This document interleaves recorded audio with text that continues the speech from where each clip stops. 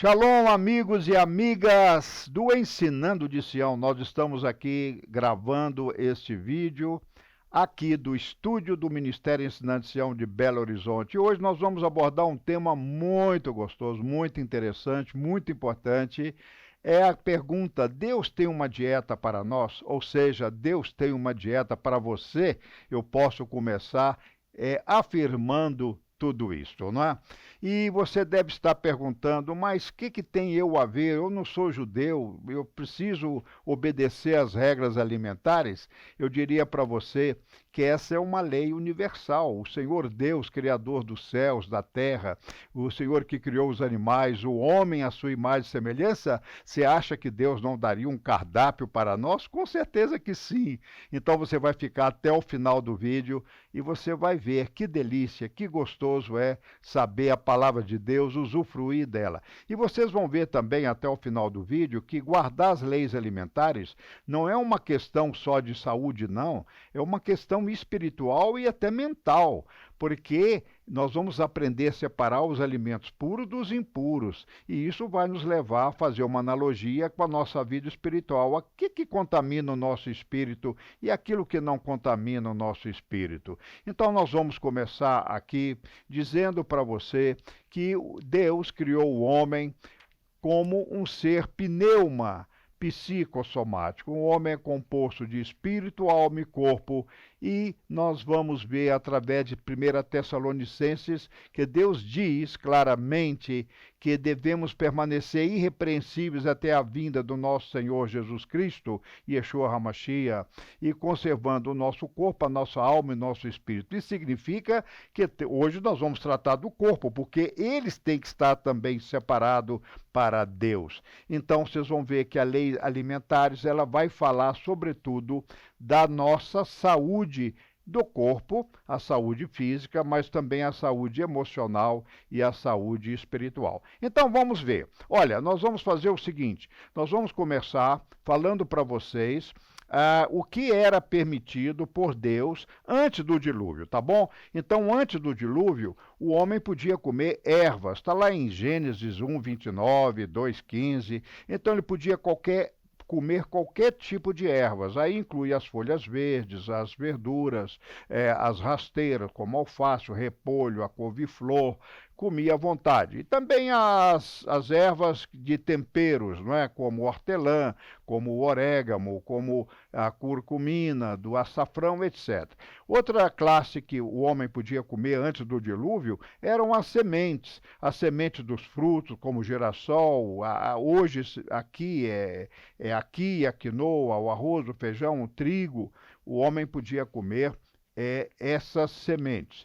E outra coisa que ele podia comer também era os legumes, o chamado zeroa, aqueles que têm, por exemplo, os mais calóricos, menos calóricos, como, por exemplo, Daniel 1:12, onde é famoso e conhecido o jejum de 21 dias de Daniel. E, finalmente, o homem podia comer todo tipo de frutos das árvores, que é o etspri, todos os frutos, né? Como, por exemplo, naquela época, ele podia comer as uvas, a romã, a maçã, a tâmara, o figo, né? Hoje nós incluiríamos aí o abacate, a banana, que são frutas tropicais, a maçã, e esta era a dieta antes do dilúvio. Vocês estão percebendo que o homem não comia carne. E agora nós vamos ver as leis alimentares, que são as leis depois do dilúvio. Então, depois do dilúvio, Deus permite, está lá em Gênesis, especificamente em Levíticos capítulo 11, versos 3, a Torá vai nos dar aqui uma ideia do que podemos comer e não comer, dos animais puros e dos animais impuros. E agora nós vamos trabalhar com estatuto. Então, lembrando você que as leis alimentares são estatutos, eles estão no mesmo níveis de dízimos, não é? Mandamento, vamos ver em outra oportunidade. Então, é uma lei de Deus, está dentro da Torá, mas é uma lei que Deus não explica a sua origem, mas ela é para o nosso bem. É uma questão de fé. né? Por exemplo, as festas bíblicas. Quem ganha? Aquele que celebra. Quem vai ganhar os benefícios das leis alimentares? Aquele que guarda e obedece os princípios bíblicos. Então vamos começar. Vamos falar de carne. Dentro da palavra de Deus, nós podemos comer carne de todo animal que rumina e que tem unhas fendidas. E aí nós temos o boi, o carneiro, como bons exemplos, animais que ruminam, não é? Por exemplo, o porco, ele tem unhas fendidas, mas ele não rumina. Então esse nós não comemos. Depois passamos para as águas. Todos os animais aquáticos, seres viventes nos mares, podemos comer, porém aqueles que têm barbatana e aquele que tem escama. Então aí tem o bacalhau, tem o dourado, tem os peixes, não é? Então peixe de couro não se come. Por quê? Porque ele não tem escama. Esses são mistérios da Torá. Hoje tem médicos, nutricionistas que até explicam qual é o papel da escama, que é um verdadeiro filtro natural, não é? Isso é muito importante. Já a pele de couro, ela troca uma osmose com o meio que está. Quer dizer, aí já há uma impregnação de materiais pesados na pele do peixe, do animal, e que poderia fazer mal. Mas nós não vamos entrar nesse detalhe de saúde técnica. Nós vamos aqui cuidar das regras gerais alimentares. Então, repetindo, tudo que tem escama e barbatana eu como. E o que não tem escama nem barbatana, como o camarão, a lagosta, eu não como. Depois vamos passar para os ares. As aves. Posso comer todas as aves, exceto as aves de rapina. Que são aves de rapina? São aquelas aves que se alimentam de detritos, de restos humanos, carniça. Então, esse eu não como. Eu não como corvo, fazão, gavião, urubu, não é? Mas eu vou comer a galinha, o pato, essas aves que não são consideradas aves de rapina. Depois, na classe lá de Levítico 21, 11 e 21, aparece uma coisa muito interessante que a gente vê muito na Bíblia. Os gafanhotos, os insetos, se comiam insetos. Hoje nós temos culturas orientais que comem insetos, e é permitido. Quais o inseto é permitido? Aqueles que têm asas, que têm pernas sobre os pés e que saltam, tipo, por exemplo, o gafanhoto, o argol, o grilo, não é? E, finalmente, répteis. Não se come répteis. É a recomendação bíblica, não se come nenhum tipo de répteis, cobra, jacaré. E a pergunta é, será que o não-judeu também pode ser beneficiado com essas regras alimentares? Vamos ver daqui a pouco.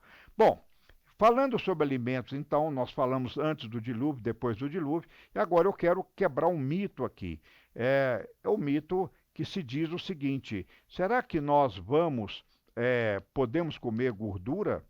Eu vou afirmar que a palavra halav, vou mostrar aqui na tela agora a palavra halav, que quer dizer, inclui aí o halav, inclui o leite, o queijo, ou releve, que quer dizer gordura.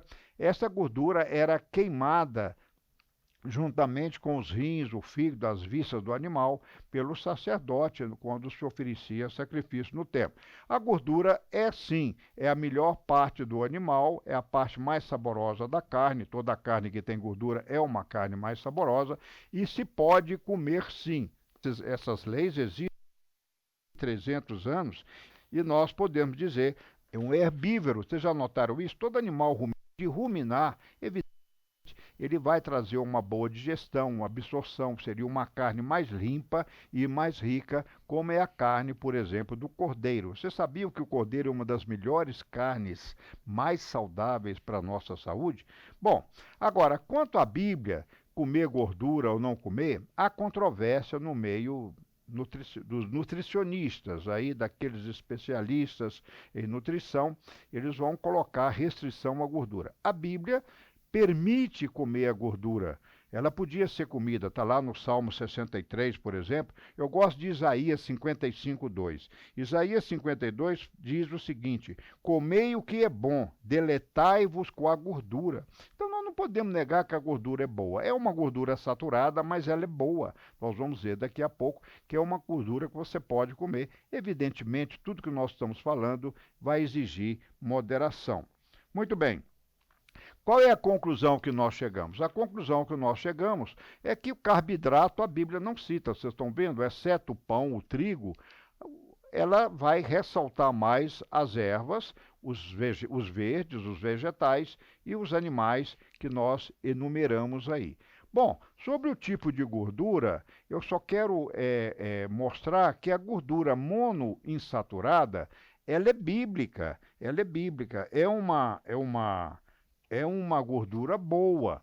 Essa monoinsaturada, só lembrando a vocês, isso aí está ligado a uma cadeia dupla de carbono, não é? Então, esses alimentos são bíblicos, não é? Então, nós temos aí como exemplo, que vocês conhecem, o abacate, a canola, o azeite de oliva, que é da época bíblica, o óleo de girassol, também da época bíblica, o óleo de gergelim, também da época bíblica, não é?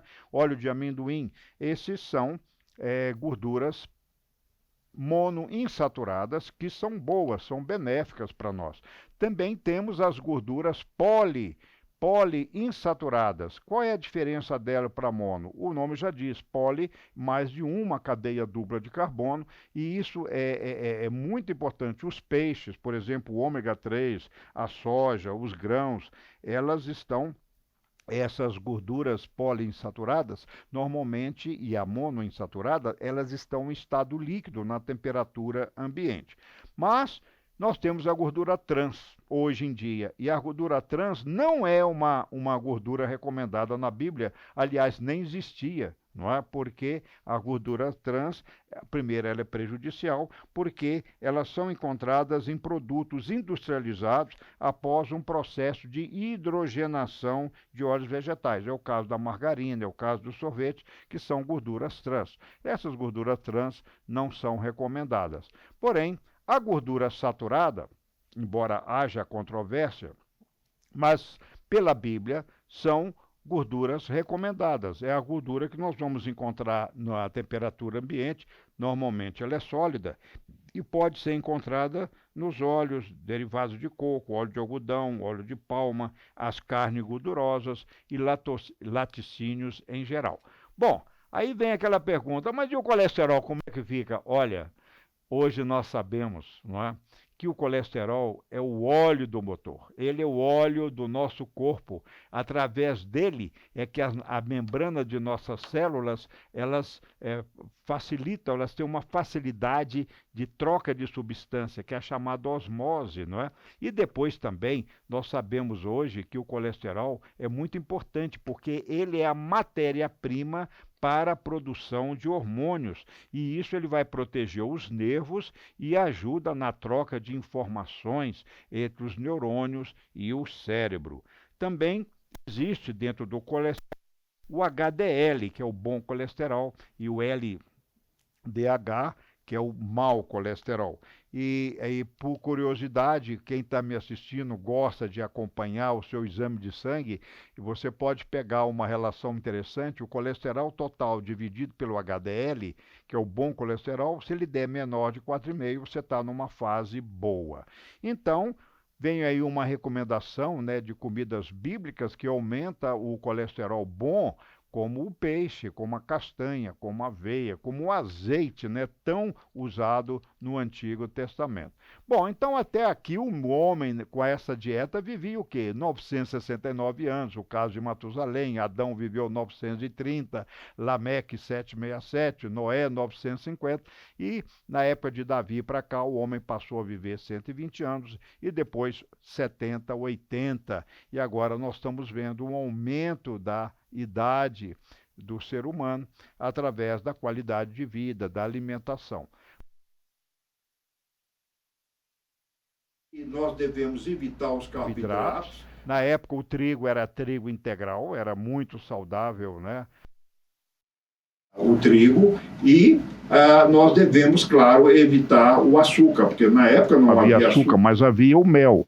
E a palavra diz lá em Provérbios 24:13 que comer mel é muito bom. Olha o que a Bíblia diz, comer mel é muito bom. Provérbios 25 diz que comer mel, porém com moderação.